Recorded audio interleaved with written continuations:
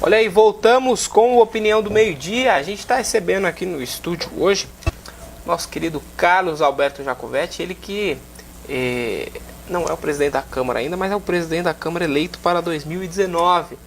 Faltam alguns dias para ele assumir novamente como presidente a Câmara Municipal. Vereador, eu já observei em alguns discursos do senhor, até comentando a respeito, com uma baita de uma preocupação que parece que não é de todos os vereadores lá, parece que talvez não seja nem de nenhum, a não ser o senhor. Com relação ao prédio da Câmara ali, ele é um prédio histórico, né? Já antes de ser Câmara ali, era um fórum, né? Era um fórum, a gente tem histórias ali, grandes histórias ali daquele local, mas que a Câmara pode ser despejada a qualquer momento. Que história é essa? Bem, na verdade é o seguinte, o prédio da Câmara, por que ele foi cedido para a Câmara Municipal? Porque no passado, aquela área era uma área do município, o município cedeu e o Estado construiu o fórum. Posteriormente, o município cedeu uma outra área lá em cima, perto do Uniararas, onde o Estado construiu um outro fórum. Então o município cedeu os dois terrenos. E houve-se um consenso e um acordo, aonde o Estado deixou aquele prédio para o município, que acabou, vamos dizer assim, usando como Câmara Municipal. Porque como ele foi concebido para ser um fórum, ele acabou caindo como uma luva para a Câmara. Então você tem os gabinetes e você tem ali onde a população vai assistir, né, totalmente adequado para isso. Que é o plenário, que é o plenário.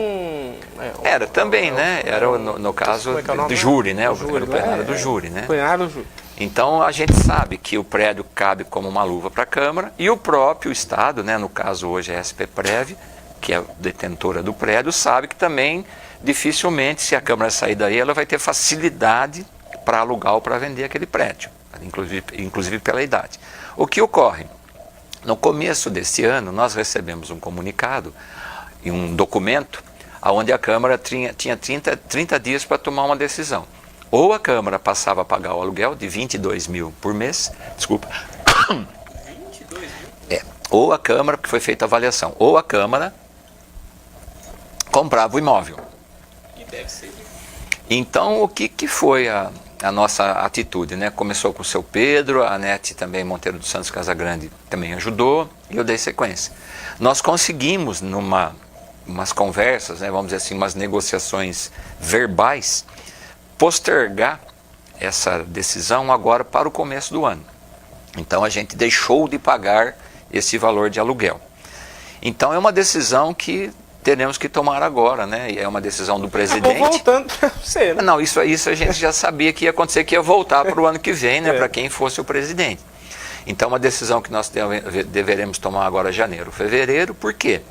Para comprar o imóvel, é muito comum você ouvir as pessoas dizerem assim, mas a Câmara tem dinheiro sobrando, ela devolve. Até porque, no passado, ela alocava uma verba, ela previa uma verba justamente para compra, se fosse necessário. Mas eu sempre digo o seguinte, a Câmara não tem dinheiro. A Câmara, ela não gera dinheiro. Ela até gera dinheiro quando um vereador consegue uma emenda parlamentar. É comum você ouvir, vereador A, B ou C conseguiu uma verba para comprar um equipamento para o hospital. O vereador conseguiu uma verba para comprar uma máquina. O vereador conseguiu uma verba para fazer um asfaltamento. Então isso sim, isso é uma produção de dinheiro. Agora, no mais, a Câmara não produz. A Câmara ela solicita um orçamento que é passado mensalmente para a Câmara via executivo.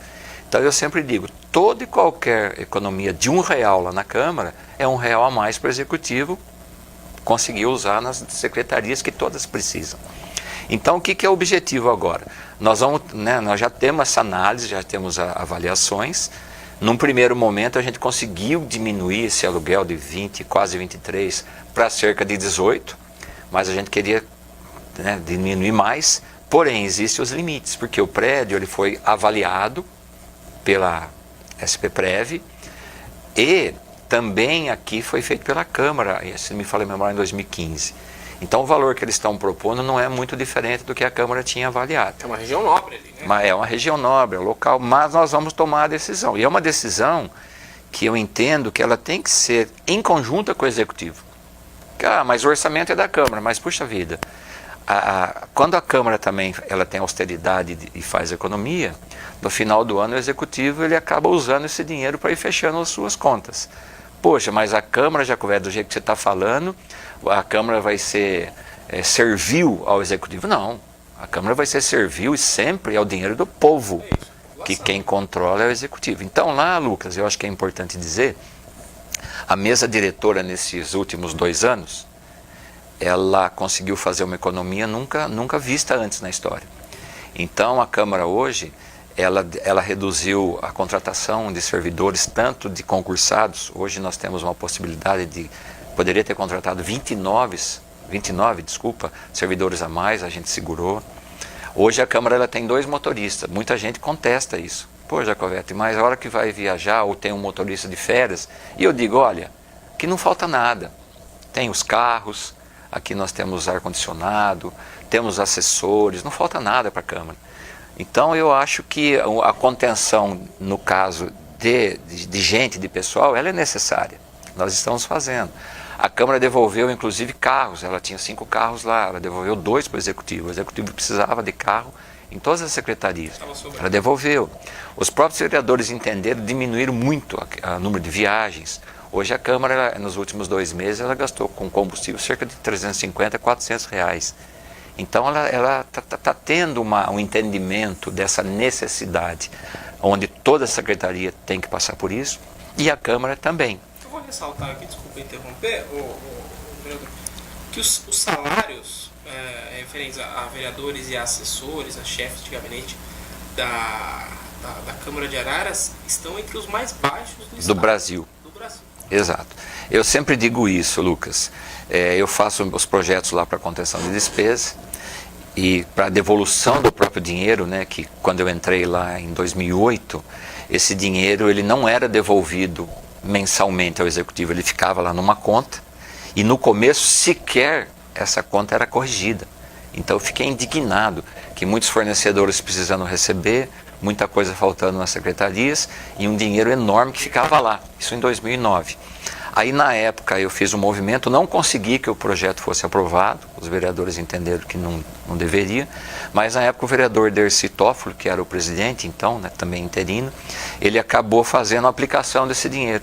E os outros presidentes também o fizeram, então menos mal. O dinheiro ficava lá, era corrigido, depois no final do ano era devolvido ao Executivo.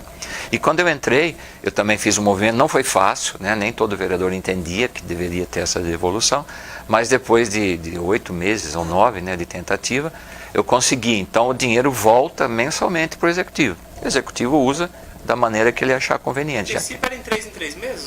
O projeto original era mensalmente. Aí os vereadores pediram para mudar a cada 3 meses. Aí no final, a redação final ficou mês a mês. A critério da presidência, mês a mês. Ou se o presidente quiser, pode ser no final do ano. Então eu mudei a palavra, com isso consegui aprovar o projeto. Seu Pedro teve uma regra de devolver sistematicamente e eu segui essa mesma regra. Então voltando, essa economia que Araras tem, se você fizer uma conta, dividir pelo número de habitantes, Araras é uma das cidades que realmente menos gasta no Brasil. Tem menos vereador também. Esse também é um motivo. O número de vereadores de Araras é 11, se você pegar as cidades aqui em volta... Ele tem 17. Me parece que é 17. Santa Cruz da Conceição são 9 ou 11, que é uma cidade menor. Tem um limite mínimo. Araras está perto do mínimo.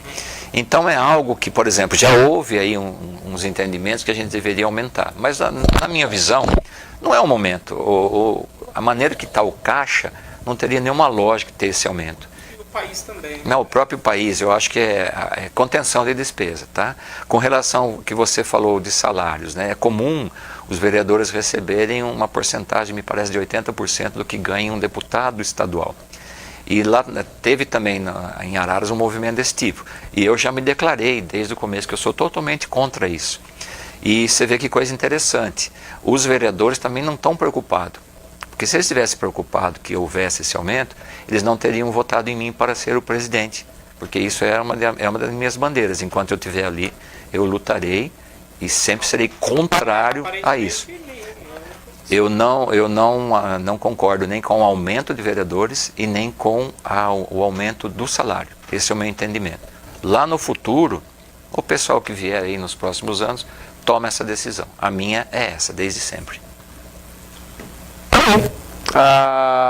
O que a gente vinha falando aqui é exatamente isso. Eu obtive informações que tem assessor assessor de vereador em Americana, cidade próxima, que nem tão grande quanto nem tão maior quanto Araras, R$6.000 o salário do assessor. Lembrando que em Araras, se eu não me engano, é 4 mil, assim, é bruto, né? E aí tem os descontos e tudo mais, mas não chega a R$4.000. O chefe de gabinete de cada vereador. Não, o vereador, né? O salário de vereador é 5.400.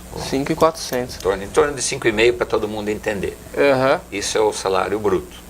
E o presidente da Câmara, ele tem um valor a mais, porque o presidente viaja muito.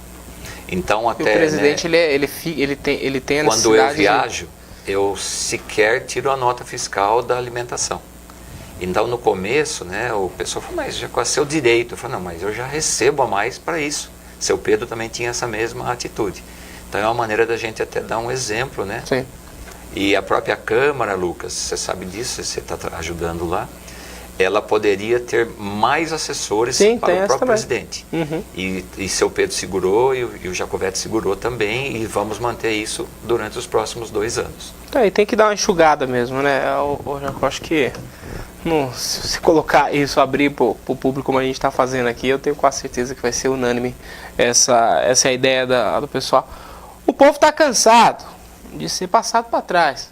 Sem dúvida. Vimos aí a revolta e toda essa movimentação política nos últimos anos, nacionalmente falando. Além de todas essas investigações que colocou muita gente atrás das grades aí. Jacó, queria agradecer a sua presença aqui, desejar uma boa gestão. Obrigado. Em 2019, 2020, com certeza. Esperamos, né, que dê tudo certo. Até lá que não exista mais essas movimentações, inclusive na prefeitura. Agora o Júnior Franco acabou vencendo, inclusive, o candidato que foi apoiado aí. Bom, uma boa gestão e um feliz ano novo também. Agradeço a você a oportunidade, agradeço ao povo de Araras que está nos assistindo. Como eu sempre venho aqui e digo, né? E digo lá na Câmara, tudo que a gente faz, um dia volta para a gente. Portanto, façamos sempre o bem. O Brasil vai melhorar, Araras vai melhorar, o Estado vai melhorar, a vida de todos nós vai melhorar. Só depende de nós. Muito obrigado, feliz ano novo. Um abraço, Jacovete, um abraço também aos nossos telespectadores. Eu volto amanhã, tá? Não vou dar feliz ano novo ainda para vocês, não, porque eu volto amanhã. Até o final de semana estarei aqui com certeza. E, como eu disse, né, mais tarde eu estou de volta também no telejornal Opinião da Cidade. Uma boa tarde a todos e até a próxima.